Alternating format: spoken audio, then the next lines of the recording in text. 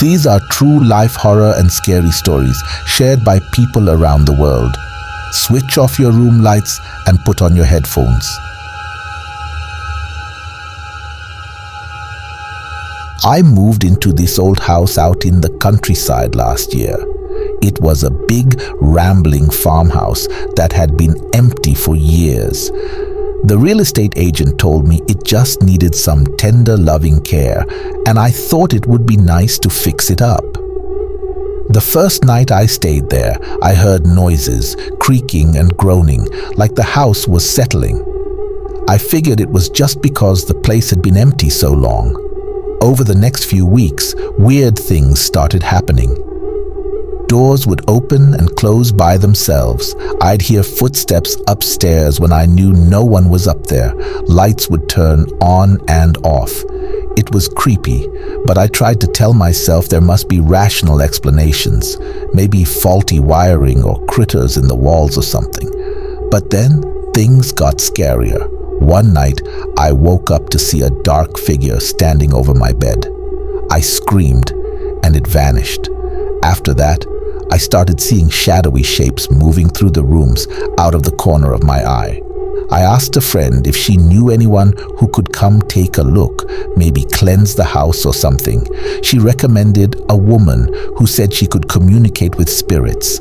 The woman came over and said there were multiple entities in the house, some benevolent but others malicious. The malicious ones wanted me gone. Things continued to get worse. Doors would slam shut behind me. I'd feel cold hands on my shoulders. Strange screaming and crying sounds echoed through the halls at night. I was terrified but felt powerless to leave. One day I came home to find my furniture overturned, claw marks gouged in the walls.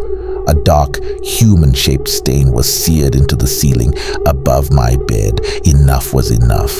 I got out of there and never looked back. I still have no idea what was in that house, but I'll never set foot in it again.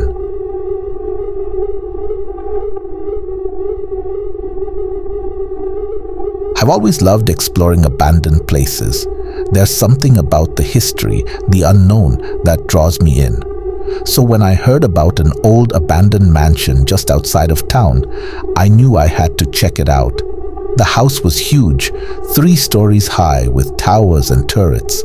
All the windows were boarded up and the paint was peeling. Definitely looked haunted. Part of me thought I should just turn back, but my curiosity won out. I pulled out my flashlight and climbed in through a broken window. The inside was covered in dust and cobwebs. Old furniture lay overturned and smashed. Graffiti covered the walls. I wandered through the dark rooms with my flashlight, looking at the old paintings and books that littered the floors. That's when I heard it. A child's laughter, distant at first, but getting louder. It seemed to be coming from upstairs. I froze, listening. There it was again, an eerie, high-pitched giggle that turned my blood cold.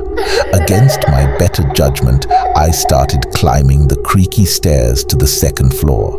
The laughter kept echoing through the halls.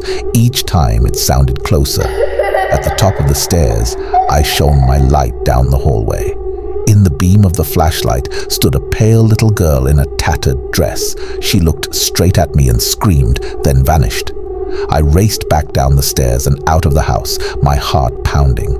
I jumped in my car and got the hell out of there. I'll never forget that little girl's face. To this day, I wonder who she was and what happened in that house to trap her spirit there. But I'll never go back to find out.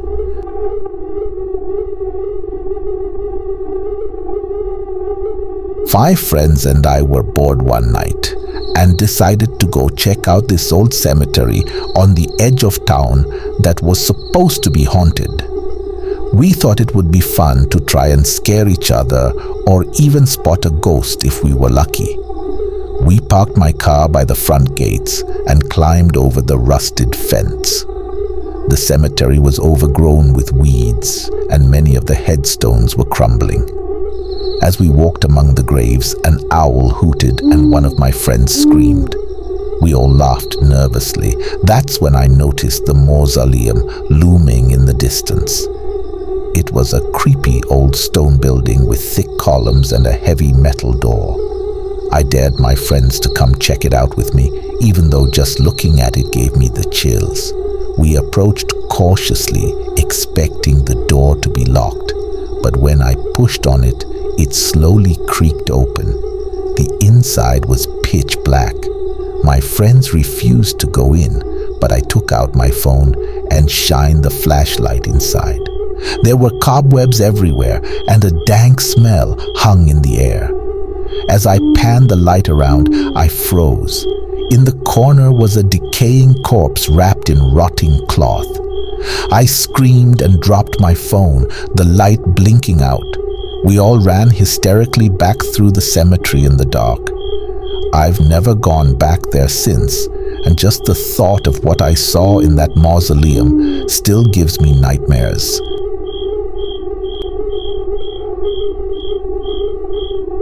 I've been exploring abandoned buildings for years. I love the thrill of going where you're not supposed to, discovering pieces of forgotten history. But this last place I checked out was different. It wasn't just creepy, it was downright evil. I'd heard rumors about an old abandoned asylum deep in the woods. Supposedly it had been closed down decades ago after patients rioted. People who went near it these days reported seeing lights in the windows and hearing screams at night. Of course, I had to go check it out. I drove out to where it was supposed to be located, parked my car, and hiked through the woods. And sure enough, there it was, a huge crumbling building overgrown with vines. As I approached the front door, I noticed strange symbols carved around the doorway. They looked like upside-down crosses and pentagrams. I should have turned back then, but my curiosity got the better of me. The inside was a mess, broken furniture, peeling paint, debris everywhere. But the strangest part was the walls. They were covered in odd stains that looked like blood. There were also disturbing carvings of skulls, demons, and other twisted designs. I crept through the halls, half expecting something to jump out at me. But the deeper I went, the quieter it got. Unnervingly quiet. I was about to turn back when I heard chanting coming from a room at the end of the hall. I approached slowly, holding my breath. The door creaked open. Inside, a group of robed figures stood in a circle surrounded by black candles. I don't know what twisted ritual I stumbled on, but I got out of there immediately. I could still hear their sinister chanting as I raced back to my car and peeled out of there. I'll never go near that godforsaken place again.